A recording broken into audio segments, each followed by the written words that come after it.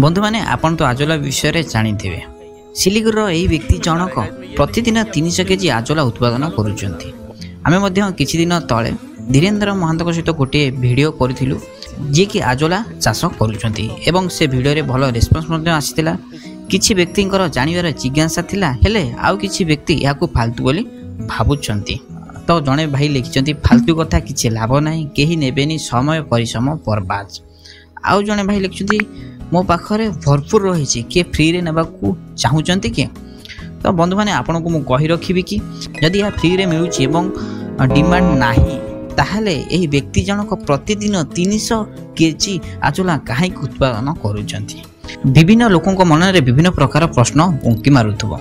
सब प्रश्नर उत्तर देवी आपन को मुझे भिडियो रे। हाँ, ता पूर्व मु आपन को अनुरोध करुच्ची कि जदि आप आम चैनल नुआ एपर्यंत चैनल को सब्सक्राइब करना ताहले सब्सक्राइब कर दियंतु। जो माने जानि नाहंते कि आजोला कोन तांको पई मु कहि रखुची आजोला गोटे फल जार छोटो छोटो पतला पत्र थाए। यह पानी रे हेई थाए। आपण माने डिस्प्ले रे बा स्क्रीन रे देखि परतु एई भली भाव रे आजोला देखा जाए। एतिरे भरपूर प्रोटीन रहिछि, तेणु यह छेली कुकुड़ा गाई महिषी माननकु दिया जाई थाए। यह द्वारा दाना खर्च कम होता है। यार डिमांड दिन को दिन बढ़िबारे लागिछि।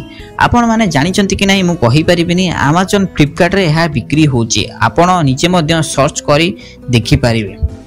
बहुत लोग भाबुथिबे कि आमे तो अमेज़न रे सेल करि परिबुनी, ताहले यार फायदा कोन? फायदा आज्ञा बहुत रहिछि। प्रथमे तो हैला जो माने माछ चाष करूचंती किबा डायरी फार्म अछि, आपनकर छेली फार्म अछि, कुड़ा फार्म अछि, से माने यह कले तांकु दाना खर्च बहुत कम पड़िबो। सेकेंड तो है जदि आपण बिक्री करिया को चाहूचंती आपनकर टार्गेट ग्राहक हेले बायोफ्लॉक फार्मर, गोट फार्मर, जो डायरी फार्मर, पोल्ट्री फार्म, देसी पोल्ट्री फार्म ध्यान दियंतु ब्रॉयलर पाए। आ थर्ड रे जदि आपण ऑल इंडिया रे बिक्री करिया को चाहूचंती तो अमेज़न यार भल रेट रहिछि। छोटो छोटो दाना को से 200-300 टका लेखा नै जाउचंती। आपण माने मध्य अमेज़न रे बिक्री करि परिबे। तो करिया को हेले आपण को अमेज़न रे रजिस्टर करिया को पड़िबो।